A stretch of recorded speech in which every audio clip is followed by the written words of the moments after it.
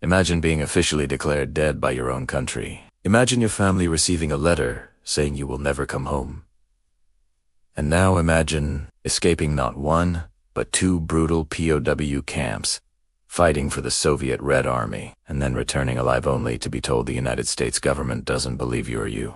This is the impossible, but absolutely true, story of the only American soldier in World War II, known to have fought for both the U.S. Army and the Soviet Army, Joseph Beyrle. His name is barely known outside of military circles, but among historians, Joe Beyrle is a legend, a symbol of resilience, survival, and pure, unbreakable defiance. Today, you will discover the unbelievable journey of a man who broke every rule of war, simply to stay alive. Joe Beyrle, a young man from Michigan with an adventurous spirit, volunteered for one of the most dangerous roles in the entire war.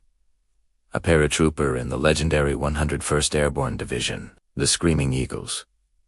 His job was to jump out of a plane into the heart of enemy territory. On June 6, 1944, the day he parachuted into the darkness of Normandy under a sky ripped apart by intense German anti-aircraft fire. His mission was critical: destroy power stations behind enemy lines before the main invasion force hit the beaches. But the mission collapsed almost instantly. The chaos of the jump scattered his unit across the French countryside. Joe landed far off target, completely alone, and almost directly on top of a German patrol. Before he could even fire a single shot, Joe Beyrle was captured. His war, it seemed, was over before it had even begun. While Joe was being shuffled between German transport trains and overcrowded, filthy holding camps, something unthinkable was happening back home in Michigan. The U.S. Army sent a telegram to his mother. It read, "We regret to inform you your son was killed in action in France, based on wreckage from his downed plane and his missing dog tags, which had been found on a body.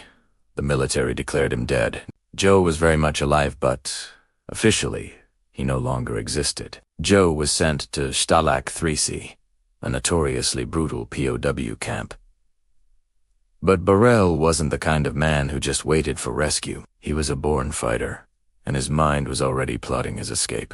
In August 1944, during a prisoner transfer by train, he saw his chance. He jumped from the moving transport, sprinted into the dense woods, and tried to disappear into the German landscape. He didn't make it far. German soldiers, with dogs, caught him just hours later. The punishment was swift and severe. He was handed over to the Gestapo, who tortured him for information. When they got nothing, they sent him back, where he faced starvation and a transfer to an even harsher camp, a place few men survived.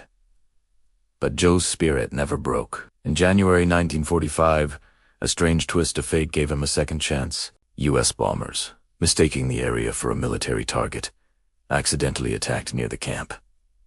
Chaos erupted. The ground shook, searchlights fell. Sirens screamed, and the guards panicked, scrambling for cover. In that moment of pure pandemonium, Joe seized his opportunity. Using a piece of wire he had stolen and hidden, he frantically cut through a section of the fence and slipped out into the freezing night. He wandered for days through desolate forests and abandoned villages, starving, injured, and completely disoriented. He was just trying to head east, hoping to run into the advancing Soviet forces. Then, one day, he heard the unmistakable sound of engines.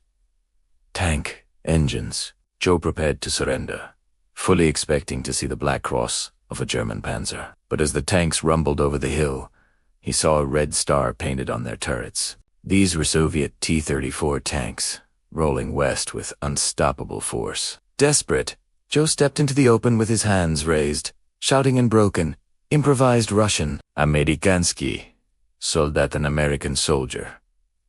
The tank column halted. The commander, a woman named Alexandra Samosenko, one of the only female tank commanders in the entire Soviet army, eyed him with suspicion. But through a mix of gestures and sheer determination, Joe convinced her.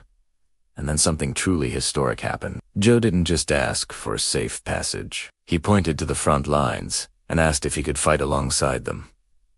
He wanted revenge. The commander, impressed by his audacity, smiled and said yes. In that moment, Joe Beyrle became the only American soldier known to have fought with a Soviet armored unit. For the next month, Joe joined their relentless drive toward Berlin. He wore a Soviet uniform, carried a PPSH-41 submachine gun, and fought with the desperation of a man who'd already been declared dead once. He helped attack German positions, destroy supply lines, and even liberate the very same POW camp he had just escaped from. But during a fierce battle in late January 1945, his luck almost ran out. A German bomber attacked his tank, and Joe was hit by shrapnel, badly wounded. The Soviets evacuated him to a military hospital deep inside Poland, and that's where his story took an even stranger turn. While recovering, he was discovered by none other than Soviet Marshal Georgy Zhukov, who was visiting the hospital. Fascinated by his story, Zhukov provided Joe with official papers to help him reconnect with American forces. He finally made it to the U.S. Embassy in Moscow. But when he walked in and stated his name, the American officers froze.